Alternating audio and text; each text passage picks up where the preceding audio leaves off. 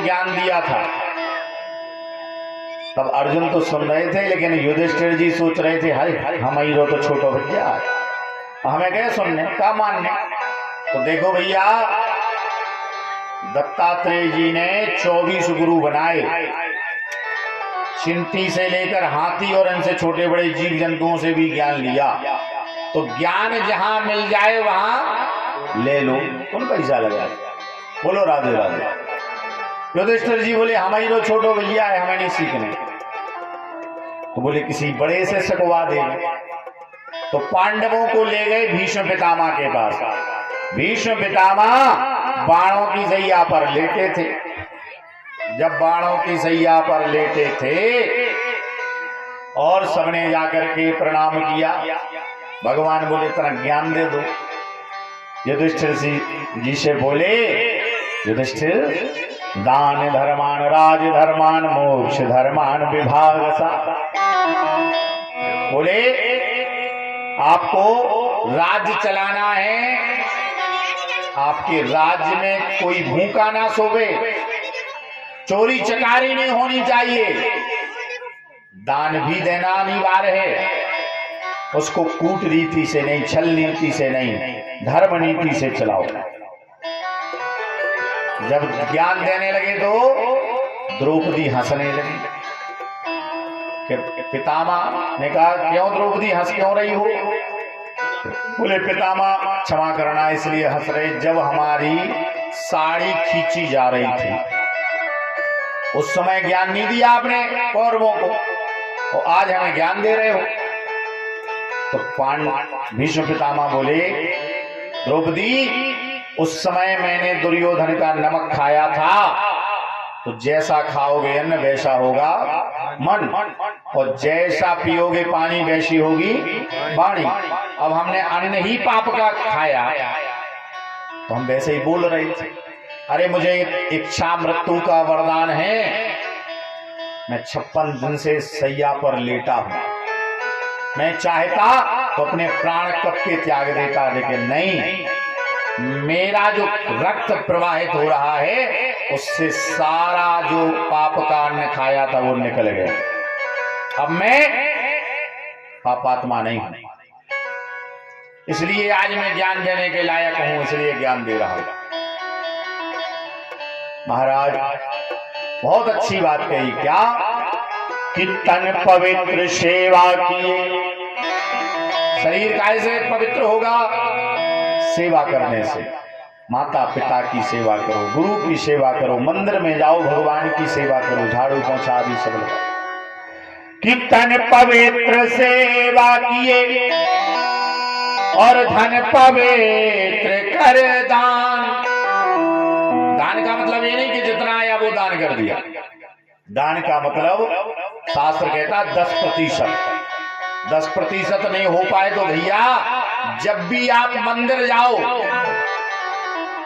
तो थोड़ा ना थोड़ा कुछ लेकर के जाओ, क्योंकि चाहे कोई भी कमाए संसार का व्यक्ति, वो धन दूषित है, इसलिए दान जरूर करना चाहिए।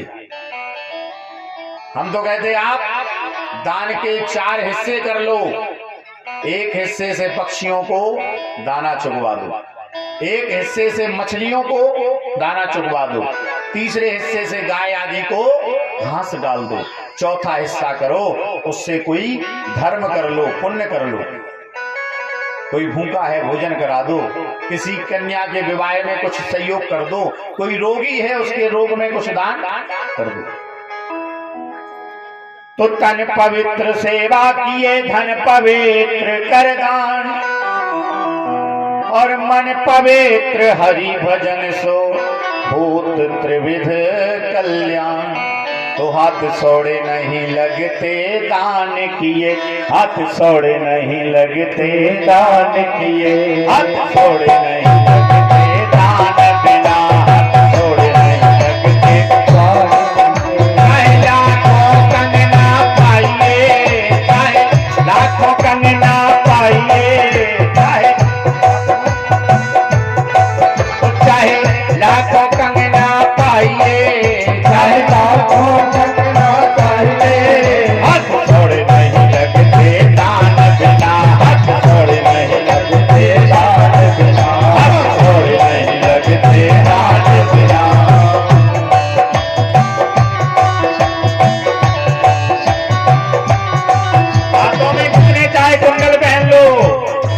इनको तकदार नहीं करोगे, सेवा नहीं करोगे, इनकी कोई वैल्यू नहीं है।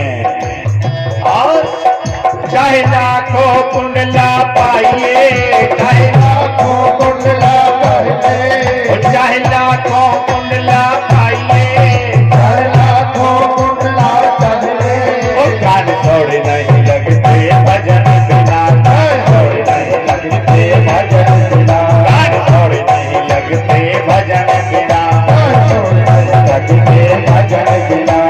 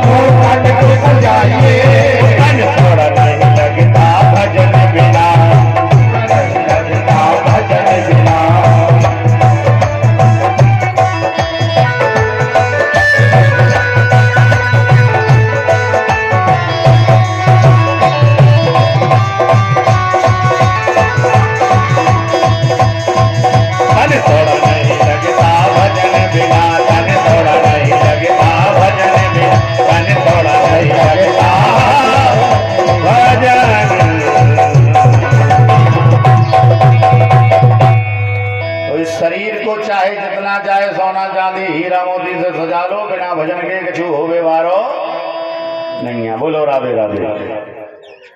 महाराज युधिष्ठिर को ज्ञान दे दिया। भगवान बोले अब हमारी बारी है। भीष्म पितामह बोले सब लोग हट जाओ, कन्हैया सामने आओ। कन्हैया सामने आ गए। बोले प्रभु एक कृपा कर दो। बोले क्या? बोले हमारी पुत्री से ब्याह कर लो। सब लोग चकित, सब लोग चकित हो गए। बोले भीष्म पितामह को तो ब्याह नहीं हो, पुत्री कहां से हो गई?